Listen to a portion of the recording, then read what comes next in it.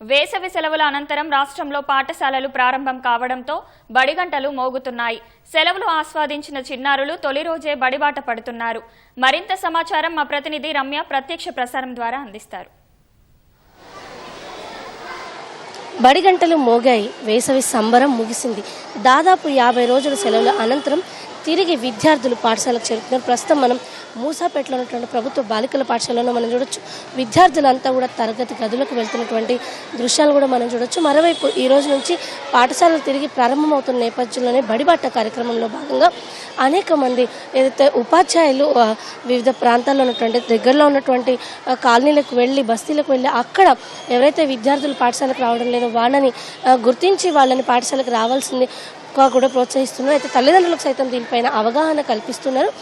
మరోవైపు పాఠశాలకు వచ్చేటువంటి విద్యార్థులకు స్వాగతం పలికేందుకు పాఠశాలను తీర్చిదిద్దడమే కాదు అనేక ప్రాంతాల్లో తోరణాలను కట్టి వాళ్ళని సాదరంగా ఆహ్వానిస్తున్నటువంటి పరిస్థితి. ఇక తొలి రోజు పాఠశాలకు వచ్చేటువంటి విద్యార్థులకి ఈరోజే ఏకరూప దుస్తులు కావచ్చు, అదేవిధంగా పుస్తకాల పంపిణీ సైతం ఉపాధ్యాయులు చేపడుతూ ఉన్నారు. ఇక ఉదయం నుంచి కూడా పాఠశాలల వద్ద ఒక రకమైనటువంటి సంతోషకరమైన వాతావరణం అయితే నెలకొంది. ఉదయాన్నే దాదాపు 8:30 గంటల నుంచే పాఠశాలకు విద్యార్థులు అయితే చేరుకున్నారు. ఉదయం 9 గంటల నుంచి సాయంత్రం 4:15 వరకు కూడా పాఠశాలలు కొనసాగుతున్నాయి. మరోవైపు ఏదైతే ప్రైవేటు పాఠశాలకు సంబంధించినటువంటి స్కూల్ బస్సులు ఉంటాయో ఆ బస్సుల ఫిట్నెస్కి సంబంధించినటువంటి చెకింగ్ ప్రక్రియ సైతం కొనసాగుతుంది. అటు అధికారులు ఏవైతే పాఠశాలకు సంబంధించినటువంటి ఫిట్నెస్ లేని బస్సులు ఉన్నాయో వాటిని తనిఖీ చేసి ఎక్కడికక్కడ అట్లాంటి వాటిని కూడా నిలిపేస్తున్నటువంటి పరిస్థితి అయితే ఉంది. అయితే దీనికి సంబంధించి గతంలోనే నోటీసులు ఇవ్వడం జరిగింది. ప్రతి ఏడాది కూడా పాఠశాలలు ప్రారంభమయ్యే ముందుగానే ప్రైవేటు పాఠశాలలు వాహనాల ఫిట్నెస్ని చెక్ చేసుకోవాలని చెప్పేసి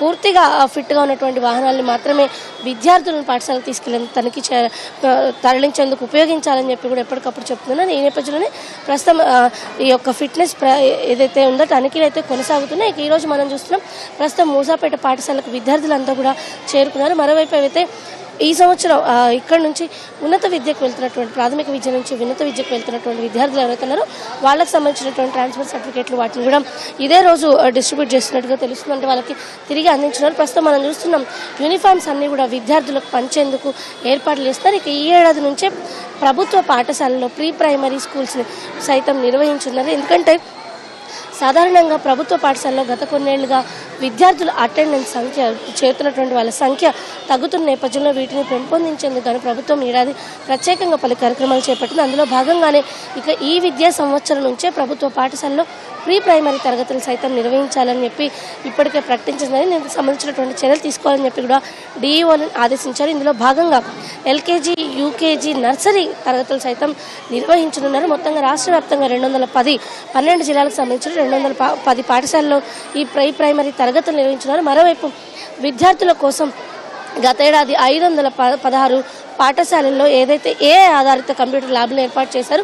బెంగళూరు ఆధారంగా పనిచేస్తున్నటువంటి ఒక కంపెనీతో ఈ స్వచ్ఛంద సంస్థతో దీన్ని టైఅప్ చేసుకొని కూడా ఈ యొక్క కార్యక్రమాన్ని చేపట్టడం జరిగింది. ఇందులో భాగంగా ఈ ఏడాది మరో 5,000 పైగా పాఠశాలలో 5,600 పైగా పాఠశాలలో కూడా ఈ కంప్యూటర్ ల్యాబులను ఏర్పాటు చేయాలని చెప్పి నిర్ణయించుకున్నారు. దీనికి సంబంధించి ఒక్కో పాఠశాలలో గుర్తించినటువంటి పాఠశాలలు ఏవైతే ఉన్నాయో వాటిలో ఒక్కో పాఠశాలలో 5 కంప్యూటర్ల చొప్పున ఈ ల్యాబ్లను సైతం నిర్వహించిన. అయితే రాష్ట్ర వ్యాప్తంగా అనేక పాఠశాలలో క్రమంగా ఈ యొక్క విద్యార్థులు చేరుతున్నటువంటి సంఖ్య తగ్గుతున్న నేపథ్యంలో ప్రభుత్వ పాఠశాలలో ఇస్తున్నటువంటి వసతులు ఏంటి అన్న విషయాలపై ఉపాధ్యాయులు వెళ్ళి విద్యార్థుల తల్లిదండ్రులకు సైతం ప్రత్యేకంగా అవగాహన కల్పిస్తున్నారు. మధ్యాహ్న భోజనంతో పాటుగా యూనిఫామ్లు, పాఠ్యపుస్తకాలు, నోట్బుక్స్ని సైతం విద్యార్థులకు అందిస్తున్నటువంటి విషయాన్ని తెలియజేస్తున్నారు. మరోవైపు రాష్ట్ర వ్యాప్తంగా ఉన్నటువంటి 112,000 మంది పైగా ఉపాధ్యాయులకు ఈ ఏడాది ప్రత్యేకంగా వివిధ అంశాలకు సంబంధించి శిక్షణ కూడా ఇవ్వడం జరిగింది. మరోవైపు ఫుడ్ క్వాలిటీ ఏదైతే పాఠశాలలో అందించేటువంటి ఆహారం ఉందో ఈ ఆహారానికి సంబంధించి ఇప్పటికే దాదాపు 10 రోజుల క్రితం ఎన్సీఆర్ హెచ్ఆర్డీలో ఎవరైతే ఈ యొక్క డైట్ ఇచ్చేటువంటి వాళ్ళు ఉంటారో వాళ్ళకి శిక్షణ సైతం ఇవ్వడం జరిగింది. ఎలాంటి మెనూ ఉండాలి, ఎలాంటి ఆహారం వాళ్ళు అందిస్తున్నారు అనే వివరాలను సైతం తెలుసుకొని దానికి తగినట్టుగా కూడా విద్యార్థులకు పోషకాహారం అందించడానికి కావాల్సినటువంటి ట్రైనింగ్ కూడా ఇచ్చారు.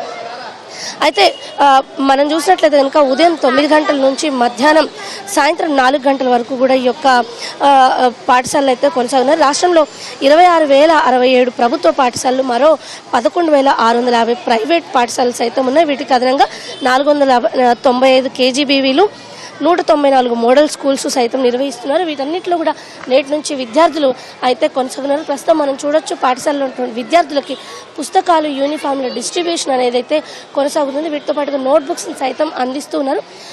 అయితే విద్యార్థులందరికీ కూడా ఏడాదికి సరిపోను ఈ యొక్క ఏదైతే యూనిఫామ్స్ ఉంటాయో వాటిని సైతం అందిస్తున్నారు. ఇక పాఠశాల బయట మనం చూసినట్లయితే తోరణాలను కట్టి ప్రత్యేకంగా విద్యార్థులను సైతం ఆహ్వానిస్తున్నారు. అయితే ఈ సమ్మర్లో వాళ్ళు ఏం నేర్చుకున్నారు, అదేవిధంగా ఈ కొత్త విద్యా సంవత్సరం ఎలా ప్రారంభించాలి అన్న వివరాలు సైతం అటు ఉపాధ్యాయులు ముందస్తుగానే ఏదైతే ప్రేయర్ సమయంలోనే విద్యార్థులకు తెలియజేసింది.